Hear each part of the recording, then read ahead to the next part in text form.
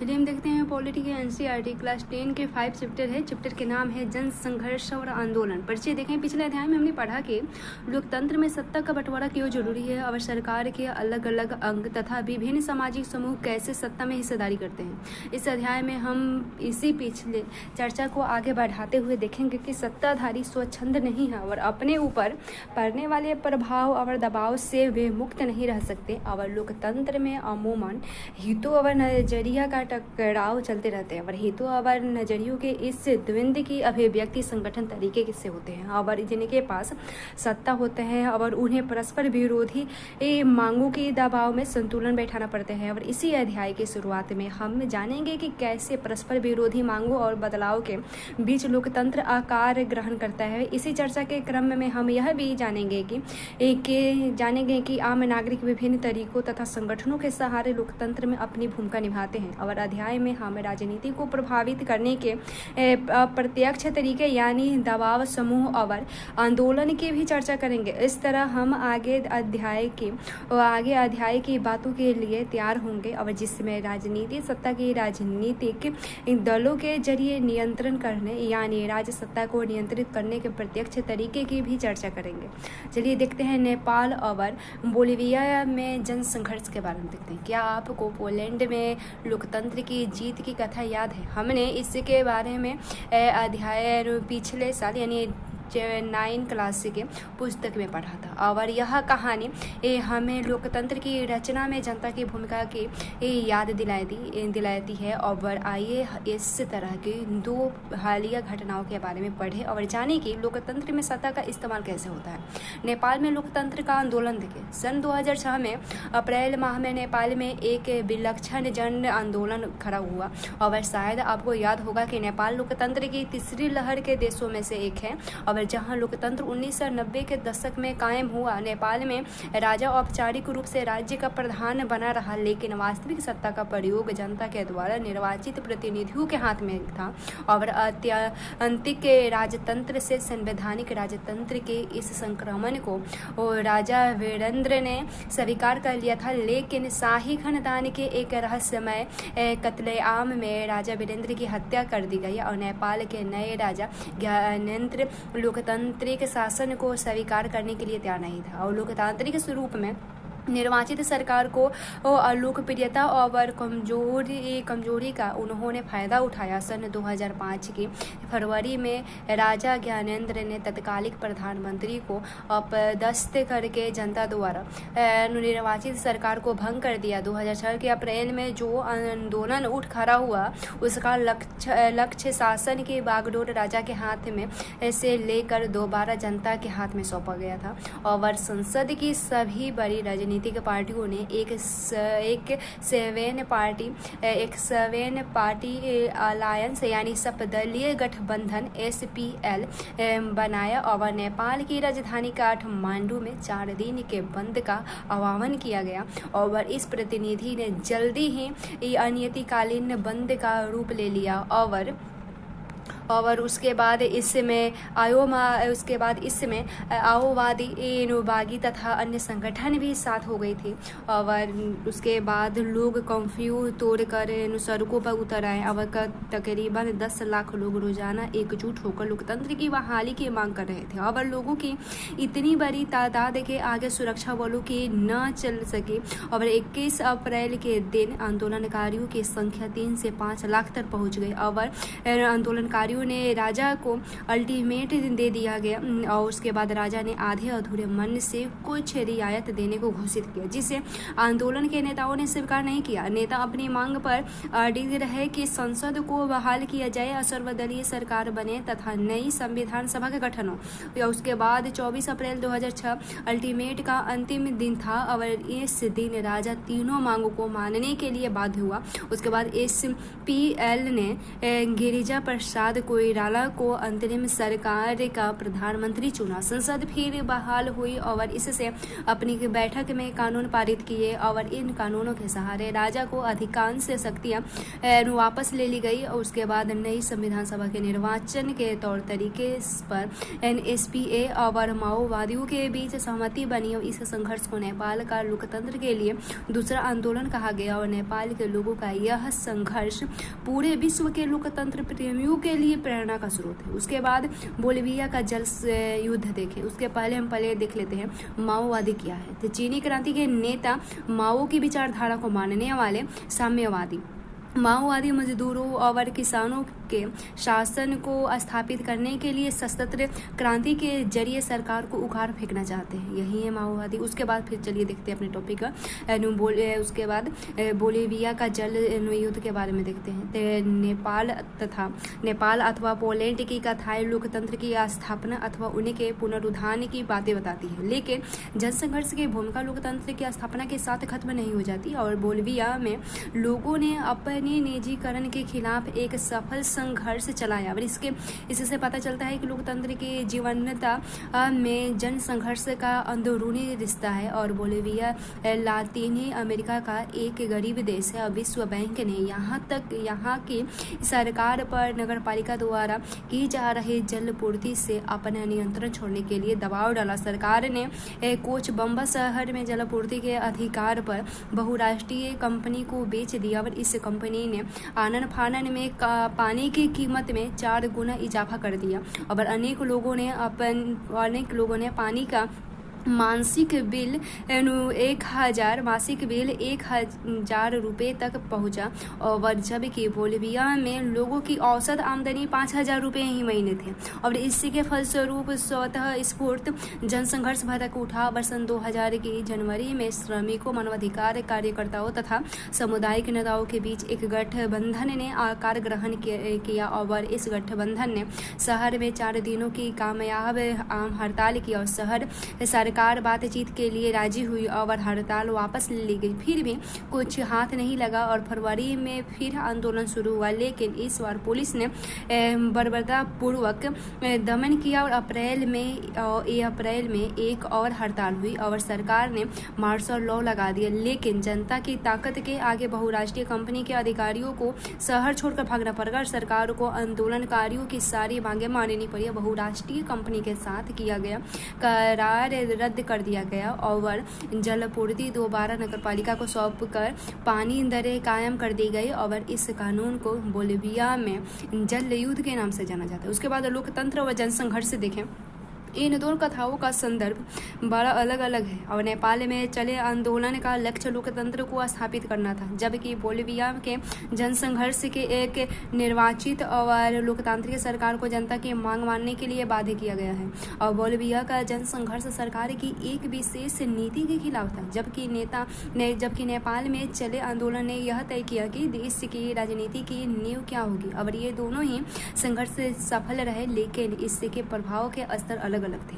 और इन अंतरों के बावजूद दोनों ही कथाओं में कुछ ऐसी बातें हैं जो लोकतंत्र के अतीत और भविष्य के लिए प्रासंगिक है। ये 2 कथाएं राजनीति संघर्ष का उदाहरण है। दोनों ही घटनाओं में जनता बड़े पैमाने पर लामबंद हुई और जन समर्थन की सार्वजनिक अभिव्यक्ति ने विवाद को उसी के परिणाम तक पहुंचाया। इसके साथ साथ हम यह भी देखते हैं कि दोनों ही घटनाओं ने राजनीतिक संगठनों की भूमिका निर्णायक रही। और अगर आपको क्लास 9 की पाठ्य पुस्तक के पहला अध्याय याद हो तो आप पहचान जाएंगे कि पूरे विश्व में लोकतंत्र का विकास ऐसे ही हुआ है। और इस तरह हम इन 2 उदाहरणों के कुछ सामान्य निष्कर्ष निकाल सकते हैं। जैसे लोकतंत्र का लोकतंत्र का जनसंघर्ष के जरिए विकास होता है। और यह भी संभव है कि कुछ महत्वपूर्ण फैसले आम सहमति से हो जाएं और ऐसे फैसले के पीछे किसी एक तरह का संघर्ष न हो, फिर भी इससे अपवाद भी कहा जाएगा। और लोकतंत्र के निर्णायक घड़ी अमूमन वही होती है जब सत्ताधारियों और सत्ता में हिस्सेदारी चाहने वालों के बीच संघर्ष होता है। और ऐसी घड़ी तब आती है जब कोई देश लोकतंत्र की ओर कदम बढ़ाता बढ़ा रहा हो, और उस देश में लोकतंत्र का विस्तार हो रहा हो, अथवा वहाँ लोकतंत्र की जड़ें मजबूत होने की प्रक्रिया में हो। दूसरा है लोकतांत्रिक संघर्ष का समाधान जनता की व्यापक लामबंदी के जरिए होती है, और संभव है कि कभी कभी इस संघर्ष का समाधान मौजूदा संस्थाओं मसलन संसद अथवा न्यायपालिका के जरिए हो जाए। लेकिन जब विवाद ज़्यादा गहन होता है तो ये संस्थाएं स्वयं उस विवाद का हिस्सा बन जाती है। ऐसे में समाधान इन संस्थाओं के जरिए नहीं बल्कि उनके बाहर यानी जनता के माध्यम से होती है, और ऐसे संघर्ष और लामबंदियों को आधार राजनीतिक संगठन होते हैं। और यह बात सच है कि ऐसे ऐतिहासिक घटनाओं में स्वतः स्फूर्त होने का भाव भी कहीं ना कहीं जरूर मौजूद होते हैं, लेकिन जनता की स्वतः स्फूर्त सार्वजनिक भागीदारी संगठित राजनीति के जरिए कारगर हो पाती है। और संगठित राजनीति के कई माध्यम हो सकते हैं। ऐसे माध्यमों में राजनीतिक दल, दबाव समूह और आंदोलनकारी समूह शामिल हैं। इसमें ये बच्ची कहती है कि आप यह बताना चाहते हैं कि हड़ताल, धरना, प्रदर्शन और बंद जैसी चीज़ें अच्छी है। मैंने तो यही सोचा था कि ये सब सिर्फ हमारे देश में होते हैं, क्योंकि अभी तक हमारे देश लोकतंत्र के लिहाजा से परिपक्व नहीं हुआ है। दूसरे तस्वीर में यहाँ दिया गया है, क्या इसका मतलब यह हुआ कि जिस पक्ष ने ज़्यादा संख्या में लोग जुटा लिया है वह अपना चाहा हुआ सब कुछ हासिल कर लिया होगा? क्या हम यह माने कि लोकतंत्र का मतलब इसकी लाठी उसकी भैंस? उसके बाद चलिए देखते हैं लामबंदी और संगठन के बारे में। आइए हम ऊपर के दोनों उदाहरणों की तरफ लौटे और इन संगठनों की बात करें जिनके बूते से ये संघर्ष सफल हुए। और हमने देखा कि नेपाल में अनियमित कालीन हड़ताल का आह्वान सत्ता दलों के गठबंधन यानी SPA ने किया था, और इस गठबंधन ने ऐसे 7 बड़े दल शामिल हुए जिसके कुछ न कुछ सदस्य संसद में थे। और लेकिन जन संघर्ष के पीछे सिर्फ SPA ही नहीं था, और इस संघर्ष में नेपाली कम्युनिस्ट पार्टी यानी माओवादी ने भी भाग लिया, जिसे संसदीय लोकतंत्र पर विश्वास नहीं है। और यह पार्टी नेपाल की सरकार के विरुद्ध सशक्त संघर्ष चला रही है, और इसने नेपाल के एक बड़े हिस्से पर अपना नियंत्रण कर लिया था। नेपाल के जन संघर्ष में राजनीतिक दलों के अलावा अनेक संगठन शामिल थे, और सभी बड़े मौजूद संगठन और उसके परिसंघों ने इस आंदोलन में भाग लिया। और अन्य अनेक संगठन मसलन मूलवासी लोगों के संगठन तथा शिक्षक, वकील और मानवाधिकार कार्यकर्ताओं के समूह ने इस आंदोलन का अपना समर्थन दिया। पानी के निजीकरण के खिलाफ बोलिविया में जो आंदोलन चला उससे की अगुवाई किसी राजनीतिक दल ने नहीं की, और इस आंदोलन का नेतृत्व फेडरेकोल नामक संगठन ने किया। इस आंदोलन ने इंजीनियरिंग और पर्यावरणवादी समेत अस्थायी कामकाजी लोग शामिल थे, और इस संगठन को सिंचाई पर निर्भर किसानों के एक संघ, कारखाना मजदूरों के संगठन के परिसंघ, कोच बम्बा विश्वविद्यालय के छात्रों तथा शहर के बारी बेघर बार बच्चों की आबादी का समर्थन किया। और इस आंदोलन को सोशलिस्ट पार्टी ने भी समर्थन दिया। सन 2006 में बोलिविया में सोशलिस्ट पार्टी को सत्ता हासिल हुई। और इन 2 उदाहरणों से हम यह जान सकते हैं कि लोकतांत्रिक व्यवस्था में किसी संघर्ष के पीछे बहुत से संगठन होते हैं, और ये संगठन 2 तरह से अपनी भूमिका निभाते हैं। लोकतंत्र में किसी फैसले का असर डालने का एक जाना पहचाना तरीका राजनीति में प्रत्यक्ष भागीदारी करने का होता है, और इसके लिए पार्टी बनाई जाती है, चुनाव लड़ा जाता है और सरकार बनाई जाती है। लेकिन हर नागरिक इतने प्रत्यक्ष ढंग से भागीदारी नहीं करता। संभव है और नागरिक की इच्छा न हो अथवा प्रत्यक्ष राजनीतिक गतिविधियों में हिस्सेदारी की उसे जरूरत न महसूस होती है। संभव है इसके पास इसके लिए जरूर कौशल का अभाव हो, और वह ऐसे में सिर्फ मतदान करके प्रत्यक्ष राजनीति में अपनी हिस्सेदारी करता है। बहरहाल ऐसे अनेक अप्रत्यक्ष तरीके हैं जिनके सहारे लोग सरकार से अपनी मांग अथवा नजरिए का इजहार कर सकते हैं, और ये लोग इसके लिए संगठन बनाकर अपने हेतु अथवा नजरियों को बढ़ावा देने वाली गतिविधियां कर सकते हैं, और इससे हित समूह अथवा दबाव समूह कहते हैं। कभी कभी लोग गैर संगठन बनाए अपनी मांगों के लिए एकजुट होने का फैसला करते हैं, और ऐसे समूह को आंदोलन कहा जाता है। दबाव समूह और आंदोलन देखें। बतौर संगठन दबाव समूह सरकार की नीतियों को प्रभावित करने की कोशिश करता है। उसके बाद लेकिन राजनीतिक पार्टियों के समान दबाव समूह का लक्ष्य सत्ता का प्रत्यक्ष नियंत्रण करना अथवा उसमें हिस्सेदारी करना का नहीं है। दबाव समूह का निर्माण तब होता है जब समान पेशे, हित, आकांक्षा अथवा मत के लोगों एक समान उद्देश्य को प्राप्त करने के लिए एकजुट होते हैं। ऊपर की चर्चा में हमारा समान कुछ ऐसे बातों से हुआ जिसे हम संगठन नहीं कह सकते। नेपाल में हुए जन संघर्ष को लोकतंत्र के लिए दूसरा आंदोलन कहा गया था और हम अक्सर कई तरह के सामूहिक कार्रवाइयों के लिए जन आंदोलन जैसा शब्द व्यवहार होता सुनते हैं। अब जैसे नर्मदा बचाओ आंदोलन है और सूचना के अधिकार का आंदोलन है, शराब विरोध आंदोलन है, महिला आंदोलन है तथा पर्यावरण आंदोलन है। दबाव समूह के समान आंदोलन भी चुनावी मुकाबले में सीधे भागीदारी करने के बजाय राजनीति को प्रभावित करने की कोशिश करते हैं। लेकिन दबाव समूह के विपरीत आंदोलनों में संगठन ढीला ढाला होता है। आंदोलनों में फैसले औपचारिक ढंग से किए जाते हैं और ये फैसले लचीले भी होते हैं। आंदोलन जनता की स्वस्फूर्त भागीदारी पर भी निर्भर होते हैं, न कि दबाव समूह पर। उसके बाद वर्ग विशेष के हित समूह और जन सामान्य के हित समूह के बारे में देखते हैं। हित समूह अमूमन समाज के किसी खास हिस्से अथवा समूह के हितों को बढ़ावा देना चाहते हैं और मजदूर संगठन, व्यावसायिक संघ और पेशेवर यानी वकील, डॉक्टर, शिक्षक आदि हैं। तो ये इनके क्या है पेशेवरे के निकाय इस तरह के दबाव समूह के उदाहरण है और ये दबाव समूह वर्ग विशेषी होते हैं और क्योंकि ये समाज के किसी खास तबके मसलन मजदूर, कर्मचारी, व्यवसायी, उद्योगपति, धर्म विशेष के अनुयायी अथवा किसी खास जाति आदि का प्रतिनिधित्व करते हैं। ऐसे दबाव समूह का मुख्य सरोकार पूरे समाज पर नहीं बल्कि पूरे अपने सदस्य की बेहतरीनी और कल्याण करना होता है। किसी संगठन समाज के किसी एक तबके के ही हितों का प्रतिनिधित्व नहीं करते। ये संगठन सर्वसामान्य हितों की अनुमानदगी करते हैं और इनकी रक्षा जरूरी होती है। अब संभव है ऐसा संगठन जिस उद्देश्य को पाना चाहता हो उससे इसके सदस्यों को कोई लाभ न हो। और बोलिविया का फेडरोक नाम का संगठन ऐसे ही संगठन का उदाहरण है। नेपाल के मामले में हमने देखा कि हमारा वहाँ मानवाधिकार के संगठन ने भी नागरिकों भागीदारी की थी और हमने ऐसे संगठन के बारे में क्लास 9 की किताब में पढ़ा था। और इस पुस्तक के इन दूसरे किस्म के संगठन को जन सामान्य के हित समूह अथवा लोक कल्याणकारी समूह कहते हैं। ऐसे संगठन किसी खास हित के बजाय सामूहिक हित का प्रतिनिधित्व करते हैं। इनका लक्ष्य अपने सदस्यों की नहीं बल्कि किन्हीं और की मदद करना होता है। मिसाल के लिए हम बधुआ मजदूरी के खिलाफ लड़ने वाले समूहों का नाम ले सकते हैं और ऐसे समूह अपनी भलाई के लिए नहीं बल्कि बधुआ मजदूरी को बोझ तले पीस लोगों के लिए लड़ते हैं। और कुछ मामलों में संभव है कि जिन जन सामान्य के हितों का प्रतिनिधित्व करने वाले समूह ऐसे उद्देश्यों को साधने के लिए आगे आए और जिससे बाकियों के साथ साथ उन्हें भी फायदा होती है। उदाहरण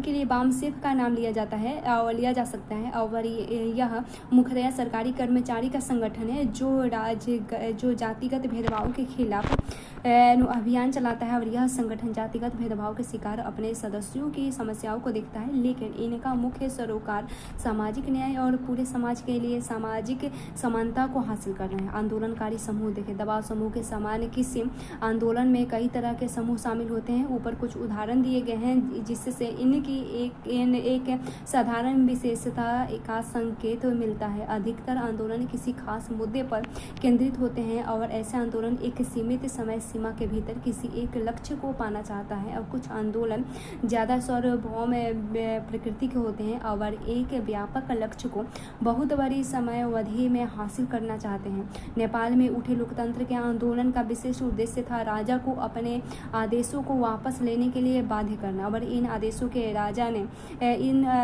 के द्वारा राजा ने लोकतंत्र को समाप्त कर दिया था। भारत में नर्मदा बचाओ आंदोलन ऐसे आंदोलनों का अच्छा उदाहरण है। नर्मदा नदी पर बनाए जा रहे सरदार सरोवर बांध के कारण जो भी स्थापित हुए, यह आंदोलन इसी खास मुद्दे को लेकर शुरू हुआ और इसका उद्देश्य बांध को बनाने से रोकना था। और धीरे धीरे इन आंदोलनों ने व्यापक रूप धारण किया और इसने सभी बड़े बांधों और विकास के उस मॉडल पर सवाल उठाए जिसमें बड़े बांधों को अनिवार्य साबित किया गया है। और ऐसे आंदोलन में नेतृत्व बड़ा स्पष्ट होता है और उनका संगठन भी होता है, लेकिन ऐसे आंदोलन बहुत थोड़े समय तक ही सक्रिय रह पाते हैं। किसी एक मुद्दे पर आधारित ऐसे आंदोलन के बरक्स उन आंदोलनों की रखा जा सकता है जो लंबे समय तक चलते हैं और जिनमें एक से ज़्यादा मुद्दे होते हैं। पर्यावरण और आंदोलन तथा महिला आंदोलन ठेठ ऐसे ही आंदोलनों की मिसाल है।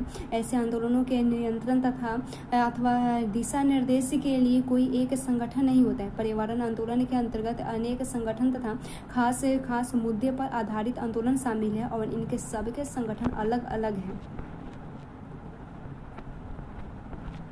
और नेतृत्व भी अलग है और नीतिगत मामलों पर अक्सर इनकी राय अलग अलग होती है और इसके बावजूद एक व्यापक उद्देश्य के ये साझेदारी है और इसका दृष्टिकोण एक जैसा है और इसी वजह से इन्हें एक आंदोलन यानी पर्यावरण आंदोलन के नाम से जाना जाता है। कभी कभी ऐसे व्यापक आंदोलन का एक ढीला ढाला सर्वसमावेशी संगठन होता है और मिसाल के लिए national alliance for people's movement ऐसे ही संगठनों का संगठन है। विभिन्न मुद्दों पर संघर्ष कर रहे अनेक आंदोलनकारी समूह इस संगठन के घटक है और यह संगठन अपने देश में अनेक जन आंदोलन की गतिविधियों में तालमेल बैठाने का काम करता है। दबाव समूह और आंदोलन राजनीति पर कैसे असर डालते हैं? दबाव समूह और आंदोलन राजनीति पर कई तरह का असर डालते हैं। दबाव समूह और आंदोलन अपने लक्ष्य तथा गतिविधियों के लिए जनता का समर्थन और सहानुभूति हासिल करने की कोशिश करते हैं। इसके लिए सूचना अभियान चलाते हैं और बैठक आयोजित करना अथवा अर्जी दायर करने जैसे तरीकों का सहारा लिया जाता है और ऐसे अधिकतर समूह मीडिया को प्रभावित करने की कोशिश करती हैं ताकि उनके मसलों पर मीडिया ज़्यादा ध्यान दे और ऐसे समूह अक्सर हड़ताल अथवा सरकारी कामकाज में बाधा पहुंचाने जैसे उपायों का सहारा लेती है। और मजदूर संगठन, कर्मचारी संघ तथा अधिकतर आंदोलनकारी समूह अक्सर ऐसे युक्तियों का इस्तेमाल करते हैं कि सरकार उनकी मांगों की तरफ ध्यान देने के लिए बाध्य हो। और उसके बाद व्यवसाय समूह अक्सर पेशेवर लॉबिस्ट नियुक्ति करते हैं अथवा महंगे विज्ञापनों को प्रायोजित करते हैं। दबाव समूह अथवा आंदोलनकारी समूह के कुछ व्यक्ति सरकार को सलाह देने वाली समितियों और अधिकारियों निकायों में शिरकत कर सकते हैं। उसके बाद हालांकि दबाव समूह और आंदोलन दलित राजनीति में सीधे भाग नहीं ले सकते, लेकिन वे राजनीतिक दलों पर असर डालना चाहते हैं। अधिकतर आंदोलन किसी राजनीतिक दल से संबंध नहीं होते, लेकिन उनका एक राजनीतिक पक्ष होता है और आंदोलन की राजनीति विचारधारा होती है कि और बड़े मुद्दे पर उनका राजनीतिक पक्ष भी होता है। और राजनीतिक दल और दबाव समूह के बीच का रिश्ता कई रूप धारण कर सकता है, जिससे कुछ प्रत्यक्ष होते हैं तो कुछ अप्रत्यक्ष। उसके बाद कुछ मामलों में दबाव समूह राजनीतिक दलों द्वारा ही बनाए गए होते हैं अथवा उनका नेतृत्व राजनीतिक दल के नेता करते हैं। कुछ दबाव समूह राजनीतिक दल की एक शाखा के रूप में काम करते हैं। उदाहरण के लिए भारत के अधिकतर मजदूर संगठन और छात्र संगठन या तो बड़े राजनीतिक दलों द्वारा बनाए गए हैं अथवा उनकी संबद्धता राजनीति से होती है और ऐसे दबाव समूहों के अधिकतर नेता अमूमन किसी न किसी राजनीतिक दल के कार्यकर्ता और नेता होते हैं। कभी कभी आंदोलन राजनीतिक दल का रूप अख्तियार कर लेते हैं। उदाहरण के लिए विदेशी लोगों के विरुद्ध छात्रों ने असम आंदोलन चलाया और जब इस आंदोलन की समाप्ति हुई थी, इस आंदोलन ने असम गण परिषद का रूप ले लिया। सन 1930 और 1940 के दशक में तमिलनाडु में समाज सुधार आंदोलन चले और DMK और MIADMK जैसे पार्टियों की जुड़े इन समाज सुधार आंदोलन में ढूंढी जा सकती है। और अधिकांशतः दबाव समूह और आंदोलन का राजनीतिक दलों से प्रत्यक्ष संबंध नहीं होता। दोनों परस्पर विरोधी पक्ष होते हैं और फिर भी इनके बीच संवाद कायम रहता है और सुलह की बातचीत चलती रहती है। और आंदोलनकारी समूहों ने नए नए मुद्दे उठाए हैं और राजनीतिक दलों ने इन मुद्दों को आगे बढ़ाया है। राजनीतिक दलों के अधिकतर नए नेता दबाव समूह अथवा आंदोलनकारी समूहों से आते हैं। उसके बाद देखिए क्या दबाव समूह और आंदोलन के प्रभाव सकारात्मक होते हैं। तो देखते हैं शुरुआती तौर पर लग सकता है कि किसी एक ही तबके के हितों की ही नुमाइंदगी करने वाले दबाव समूह लोकतंत्र के लिए हितकारी नहीं है। लोकतंत्र में किसी एक तबके के किसी एक तबके के नहीं बल्कि इस सबके हितों की रक्षा होनी चाहिए। यह भी लग सकता है कि ऐसे किसी सत्ता का इस्तेमाल तो करना चाहते हैं लेकिन जिम्मेदारी से बचना चाहते हैं। राजनीतिक दलों ने चुनाव के समय जनता का सामना करना पड़ता है, लेकिन ये राजनीतिक दलों को चुनाव के समय जनता का सामना करना पड़ता है, लेकिन ये समूह जनता के प्रति जवाबदेह नहीं होते हैं। और संभव है कि दबाव समूहों और आंदोलनों को जनता से समर्थन अथवा धन न मिले, और कभी कभी ऐसे भी हो सकता है कि दबाव समूहों को बहुत कम लोगों का समर्थन प्राप्त हो लेकिन उनके पास धन ज़्यादा हो और इसके बुते अपने संकुचित एजेंडे पर वे सार्वजनिक बहस का रुख मोड़ने में सफल हो जाते हैं। और लेकिन थोड़ी संतुलन नजरिया अपनाएं तो स्पष्ट होगा कि दबाव समूह और आंदोलन के कारण लोकतंत्र की जड़ मजबूत हुई है और शासकों के ऊपर दबाव डालना लोकतंत्र में कोई अहितकर गतिविधियां नहीं बशर्ते इसका अवसर सबको प्राप्त हो। और सरकारें अक्सर थोड़े से धनी और ताकतवर लोगों के अनुचित दबाव में आ जाती है। वजन साधारण के हित समूह अथवा तथा आंदोलन इन अनुचित दबाव के प्रतिकार में उपयोगी भूमिका निभाते हैं और आम नागरिक की जरूरतों तथा सरोकारों से सरकार को अवगत कराते हैं। वर्ग विशेष हित समूह भी महत्वपूर्ण भूमिका निभाते हैं। जब विभिन्न समूह सक्रिय हो तो कोई एक समूह समाज के ऊपर प्रभुत्व कायम नहीं कर सकता। यदि कोई एक समूह सरकार के ऊपर अपने हित में नीति बनाने के लिए दबाव डालता है तो दूसरा समूह इसके प्रतिकार में दबाव डालेगा कि नीतियां उस तरह से न बनाए जाए। सरकार को भी ऐसे में पता चलता है कि समाज के विभिन्न तबके क्या चाहते हैं और इससे परस्पर विरोधी हितों के बीच सामंजस्य बैठाना तथा शक्ति संतुलन बनाना संभव होता है।